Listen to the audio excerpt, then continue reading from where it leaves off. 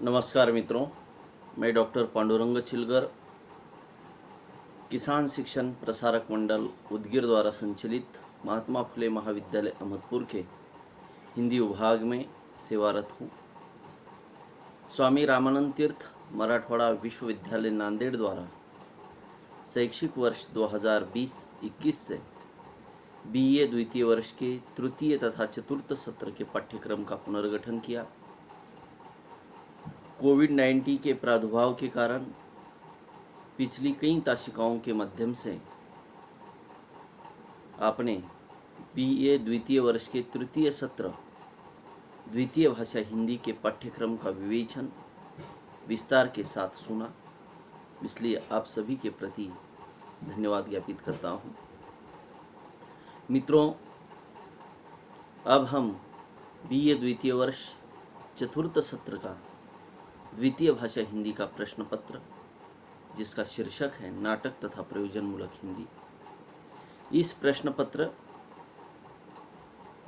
के लिए जो भी पाठ्यक्रम गठित किया गया है उसके बारे में विस्तार के साथ आज चर्चा करेंगे और अगली कई कड़ियों के माध्यम से प्रस्तुत पाठ्यक्रम को आपके सन्मुख रखने का प्रयास करेंगे। मित्रों, द्वितीय भाषा हिंदी का यह चौथा प्रश्न पत्र है, जिसका शीर्षक है नाटक तथा प्रयोजनमूलक हिंदी। इस प्रश्न पत्र के अंतर्गत दो खंड हैं, खंड अ और खंड ब। खंड अ के अंतर्गत एक नाटक है जिसका शीर्षक है विमा और नाटककार हैं रत्न कुमार सांभरिया। रत्न कुमार सांभरिया द्वारा लिखित यह नाटक श्री नटराज प्रकाशन नई दिल्ली से प्रकाशित है।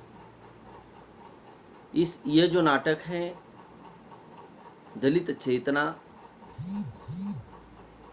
इस नाटक के माध्यम से प्रस्तुत होती है,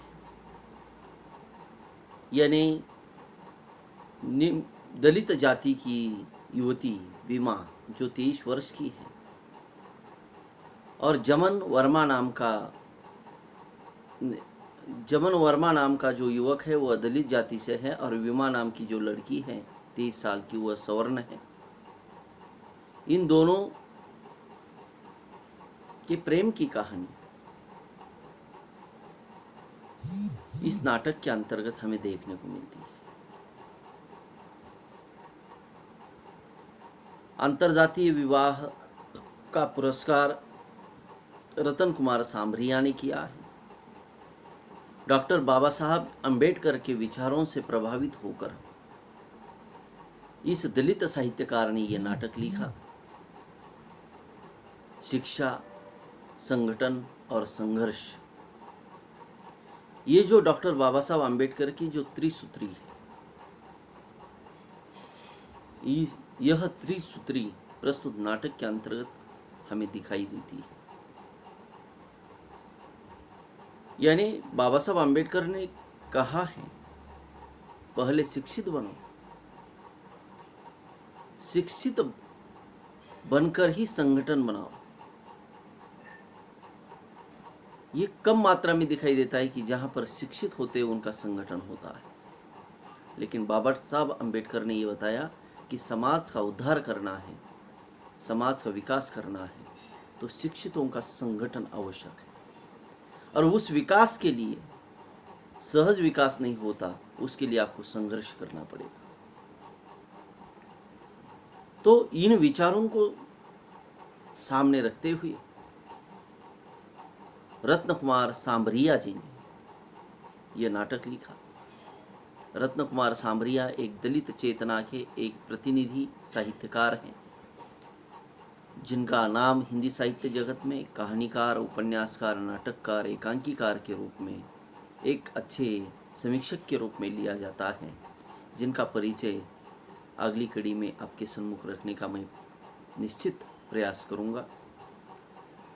तो ये जो नाटक है, ये नाटक पाठ्यक्रम में रखा गया है। अगला जो खंड है ब, जिसके अंतर्गत प्रयोजनमूलक हिंदी,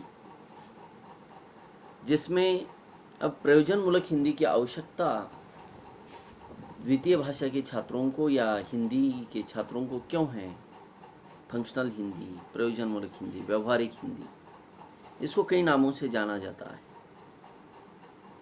मित्रों, जीवन जीना है तो उस जीवन के लिए एक निश्चित भाषा अपने जीवन के प्रयोजन की पूर्ति के लिए माध्यम भाषा के रूप में आवश्यक होती है।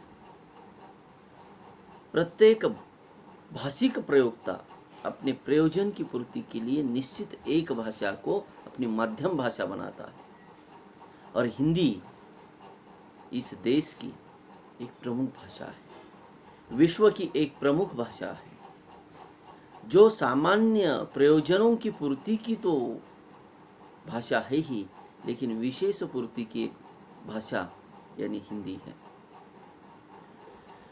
आज का जो युग है तकनीकी युग है, सामाजिक माध्यमों का प्रभाव समाज के ऊपर अधिक मात्रा में दिखाई देता है।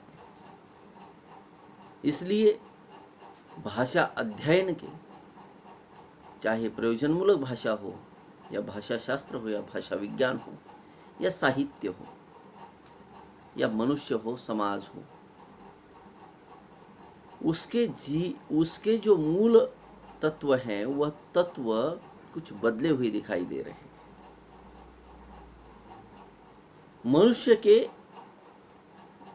जीवन की जो मांग है, मनुष्य की जो आज की आवश्यकताएं हैं, वह बहुत भारी मात्रा में बदली है, और ऐसी मांग की पूर्ति के लिए उसी प्रकार की भाषा समय के साथ परिवर्तित होती हुई उस मनुष्य की साया बनकर उसके साथ होती है। भाषा एक साया है। शब्द हमें दिखाई नहीं देता, लेकिन उसका आभास होता है।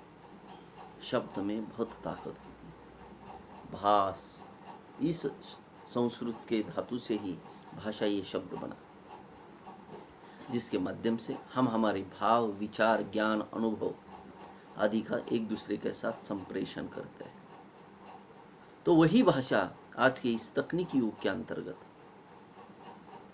यानी उसने तकनीकी स्वरूप धारण किया और मनुष्य की तकनीकी आवश्यकताओं की पूर्ति के लिए भाषा का उपयोग आज मनुष्य ही कर रहा है।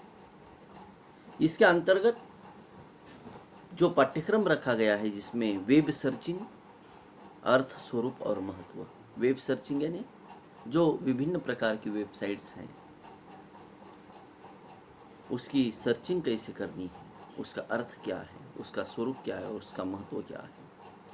ईमेल निर्माण और प्रेषण विधि। ईमेल का निर्माण कैसे करना है, निर्माण की जो प्रविधि है उसको पढ़ना है, और उस ईमेल कैसे भेजा जाता है उसकी जो विधि है, प्रक्रिया है, उसको भी देखना है। उसके बाद विज्ञापन लेखन, दूरदर्शन और मोबाइल पर भी विभिन्न प्रकार के विज्ञापन आते हैं। अब जब मोबाइल की स्क्रीन ओपन करते हैं तब विभिन्न प्रकार के मोबाइल के ऊपर विज्ञापन आते हैं। विज्ञापन यानी जाहिरात। उसके बाद विभिन्न मोबाइल ऐप और रोजगार के अवसर। आजकल यानी आप भी सुनते हैं कि कोडिंग, बच्चों कोडिंग सीखो, खुद का ऐप बनाओ, और बच्चे बना रहे हैं। छोटे छोटे बाल वैज्ञानिक आज के इस तकनीकी युग में निर्माण हो रहे हैं। तो विभिन्न मोबाइल के ऐप और रोजगार के अवसर, इसके ऊपर भी हमें चर्चा करनी है। और ऐसा यह द्वितीय भाषा हिंदी का यह पाठ्यक्रम है, जिसमें एक नाटक और प्रयोजनमूलक हिंदी से संबंधित 4 उप अध्याय, और ये प्रश्न पत्र 3 श्रेयांक का है, 75 अंकों का है, जिसमें से 50 अंक जो हैं विश्वविद्यालयीन परीक्षा के हैं और 25 अंक जो है अंतर्गत मूल्य ज्ञापन के हैं। तो इस प्रकार से यह पाठ्यक्रम का परिचय आपके सम्मुख रखने का मैंने प्रयास किया, और अगली कड़ी में हम प्रस्तुत पाठ्यक्रम को लेकर विस्तार के साथ आपके सम्मुख उपस्थित रहेंगे। उसका विवेचन, विश्लेषण विस्तार के साथ आपके सम्मुख करने का मैं प्रयास करूंगा। अपने मेरे इन बातों को सुना, समझ कर लिया होगा, ऐसा मानते हुए मैं आप सभी के प्रति कृतज्ञता ज्ञापित करता हूँ और यहाँ पर मैं मेरे विचारों को विराम देता हूँ। हम पुनः मिलेंगे। धन्यवाद।